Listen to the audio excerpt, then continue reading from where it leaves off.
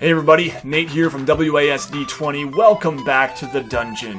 Today on Creating a Dungeon Part 2, we are going to be talking all about how to draw dungeon maps. So, grab your pen or pencil and some paper and let's get going.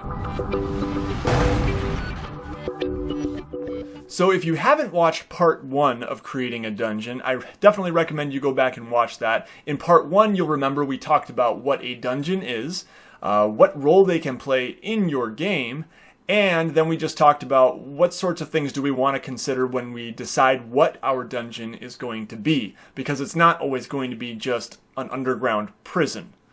We talked about some resources you can use to decide a lot of this stuff, and in the end, I decided that I was going to make a dungeon that was a very narrow limestone gorge. And that's what we're going to be drawing a map of today, and then in part 3, we're going to be inhabiting the dungeon, filling it with all kinds of crazy creatures, and maybe planning some encounters and things like that.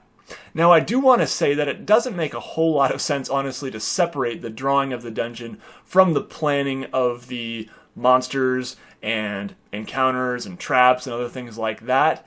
It makes sense to do those things together, but in the interest of time, to keep this thing under 30 minutes or so, I really just wanted to focus on the drawing of the dungeon today. We'll cover some different styles, and also, let's be honest, I was just eager to get drawing, because that's just me. So in terms of the materials that I'll be using today, I have a pad of graph paper. I also have a pencil. This is a Pro Art drawing pencil, 2H. And I've got, for the outline of my dungeon in ink, I use a Papermate Flare pen, nice thick dark line. And then for the rest of the ink work, I use various sizes of my Pigma Micron pens, black ink. I'll put links to all these products down in the description below in case you want to check them out. So with all that out of the way, let's get down and start the drawing. So to start off in drawing our dungeon, one of the first things you want to do is just kind of roughly outline the shape with a pencil. So this could be very simple. You can just take, say I want this room right here, and then I'd like another room right there. And you can just kind of draw in the rough shapes. I'd like another room right there, and I'm going to have some kind of, very narrow gorge right there, and then maybe going off here, and you can just draw in rough shapes of rooms of dungeons. You can just draw in circles and then make them into squares, etc. So that's just one thing you want to do, is just probably roughly outline what do you want where on your map. Personally, I've already done a little more detail than that on mine, and once you have pretty well set what you want the shape of your dungeon to be, after you refine it a bit, the next step will be to lay down some ink.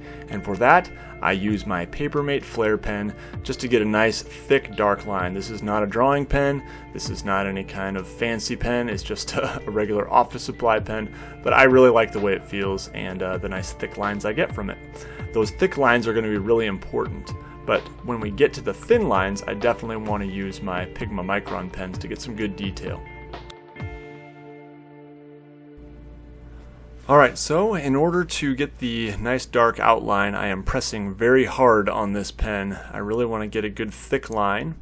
The dungeon I'm drawing has 2 entrances, and I'm drawing fairly erratic kind of edges that are very jagged, because this is a natural rock formation. I'm also doing these kind of jagged spikes here, and yeah, just trying to make some interesting little areas. Now, I chose a very narrow limestone gorge, or very narrow limestone gorges, but I didn't want to make it all really narrow, just because I sort of wanted traditional rooms, if I can call them that. They're not really rooms, but I wanted some places where, monsters might dwell, or open spaces for a big bad, and some of those traditional dungeon trappings I still wanted to preserve here. The section I'm drawing here is actually an underground river. That's what it's going to be, and so there's going to be some water in these gorges, as there often is. Sometimes it's even carved by water. You may remember from my last video that this particular one is actually was mined by stone giants, and there was veins of precious metal And maybe this is nothing what that would actually look like, but I just wanted to do something that looked cool. It sounded like a cool idea, and in case you can't tell, we're going with the rule of cool here, which is a way of saying that I'm lazy and I don't do my research, and I just want to find things that work well in my game and look cool. Now, that said, I actually did look at some pictures of limestone gorges for reference, and I highly recommend that you look at some pictures for reference. If you're doing a sunken ship, a shipwreck dungeon, go look at some floor plans of ships. If you're doing a mansion, go look at floor plans of mansions, etc. So definitely make use of the Google image search and go out there and find some good resources. You know, look at topographic maps. I actually did some of that, and while I didn't find anything particularly useful for this dungeon, I did do that.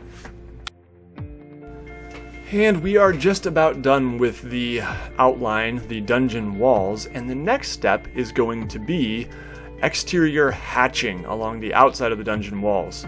This is a step that is totally optional, but I find it looks really good. So it's totally something you have to skip. It's pretty time consuming, and honestly, when I'm running games and drawing on gaming paper or a battle mat, I actually don't often do this. I usually just do this on my own maps that I'm making for graph paper and am wanting to post online.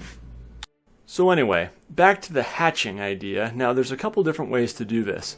One idea that I've seen that can look pretty nice, I just drew out some random shapes here that could be parts of dungeons, but I'll take a thinner pen here for this part. We'll take my number 2, and one way I've seen some people do this is by going like this right here.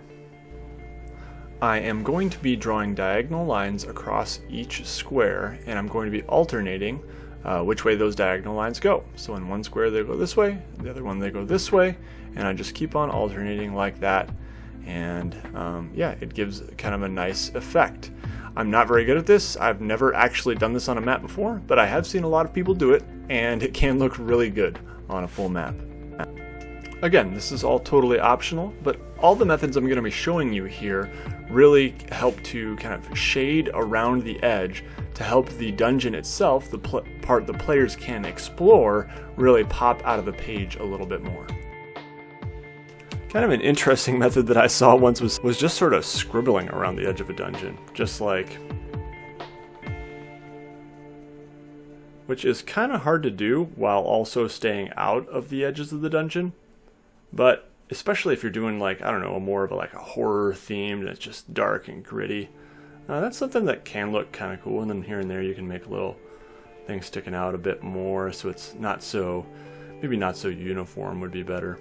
So I'm doing a little bit in here and then I come out. And anyway, I'm not sure I like to look too much myself, or maybe I'm just not very good at it, but I've seen other people do it better, and it can look pretty cool.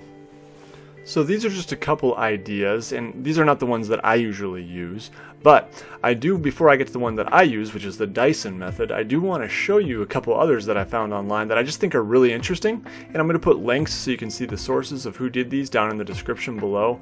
But yeah, there are lots of ideas out there. The point is you want some kind of pattern that's repeating and provides some sort of shading, some darkened edges around the outside wall of your dungeon. The method that I use, and I really like, is the Dyson method, we call it. There's this guy, he has a website, his name's Dyson. He does awesome stuff, so I'll put a link to it in the description below, because a lot of what I'm going to be doing here uses his style. So his style of hatching looks something like this, and I'm going to take the point of doing the dark lines is you want to set the walls apart, and then everything else you do is a little bit thinner. So I'm going to try, I think we'll try number 2. Yeah, I'm being indecisive. We'll do a number 2 here. The Dyson method basically consists of doing 3 lines of hatching, and then another 3 lines going a different direction. And then we can even go out here a little bit, and another 3 lines. 3 lines going that way, and you're just kind of doing all this cross hatching at various angles. And I think it looks best if you're not completely consistent.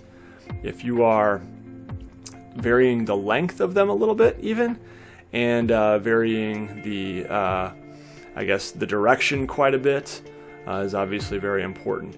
And it takes some practice. Honestly, it took me a while to really get it down. See, like now if I go this way on that one, it's going to be too similar to that one right there, so I'll just try to take it out this way, kind of straight out there. Those might have been a little too close together. And but there are, once you get the hang of it, you just kind of find out what looks good, and you can just keep going like that, and you get pretty quick. And yeah, the idea is just to keep on varying it, and once in a while going out a little bit further like that. Sorry for being so out of focus there, but here we go. Now we're back in focus and you can see it more clearly. I'm going to be speeding things up here. I'm going to be skipping around quite a bit. And yeah, I'm just keeping on trying to vary the direction, and sometimes it gets a little bit challenging, but again, you just have to get used to it, and you get in the rhythm, and it definitely gets a lot faster. But my first few maps were real slow, and kind of a lot of thought put into it. After a while, it becomes much more easy to do without really thinking about it absent-mindedly. Now, unfortunately, I lost some footage here, and what you see is that I've added some debris, some rubble, some little stones and pebbles and such. And this is something that Dyson does on many of his maps, and I really like the way it looks. I've seen a lot of people do them on dungeon maps, and yeah, it just looks really cool. So try adding some little stones here and there. I think I used a bit of a thicker pen on some of those stones to give them a darker edge and make them pop a little bit. You can put them inside your dungeon, you can put them out by the hatching, and yeah, the other thing that I'm doing is just kind of putting some random hatching even detached here and there from the main I guess shading around the dungeon walls. And so that's something else. Again, just keep on varying it, and I really like that sort of erratic feel. But you experiment and find out what looks good to you. Alright, well, some of you I'm sure would want to see the whole thing, the full hour that took me to do this map. I am going to skip a lot here, just in the interest of keeping this video to a reasonable length. So I think you get the idea for the hatching, but definitely check out Dyson's website, and let me know if you have any questions. Now that I have most of the hatching done, I am going around and adding more of those little stones, pebbles, debris, rocks, etc. around the edge. And now we are at last to the point of filling the dungeon a little bit and drawing the insides of it. So the first thing that I'm drawing here is a sort of a narrow ledge that I'm putting up here, just to create a little bit of an obstacle. And down the left side there is going to be a steep drop off into some water.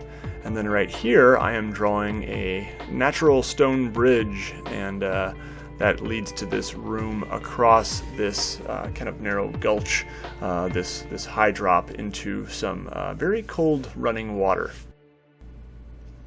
Now off to the right here you can see I've added my underground kind of tunnel river that goes into the main river there and under that ledge. And yeah, so it's fun to add obstacles like that and to think about elevation as well. In your dungeon, you might want to think about, do you want staircases? Do you want rooms under other rooms, secret passageways, etc. Anyway, you can see here that I'm drawing in this steep ledge.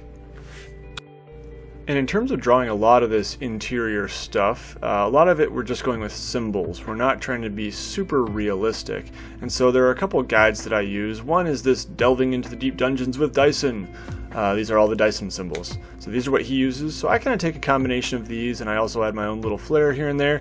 And I've also used some from the Pathfinder Game Mastery Guide that work pretty well. They have a similar sort of table with dungeon symbols. So you can check those out if you're interested, or just draw what you think looks good.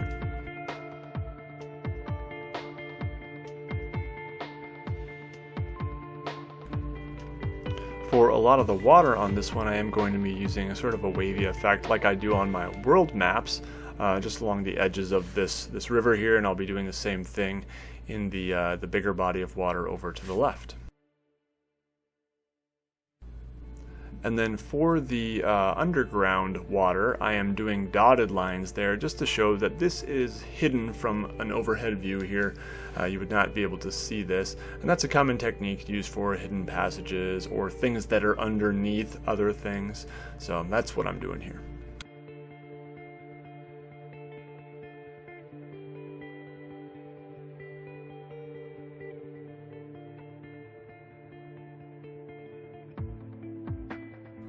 So you'll notice in this next section I am drawing little curved lines, and these are almost like stairs, but they're really just showing more natural elevation, just to show that this is going upward too. This ledge is going up and getting quite high, and I'm going to be putting other sort of changes of elevation here and there. Right here I'm going to put another ledge, and again, just trying to fill out and make space for some interesting encounters here in this dungeon.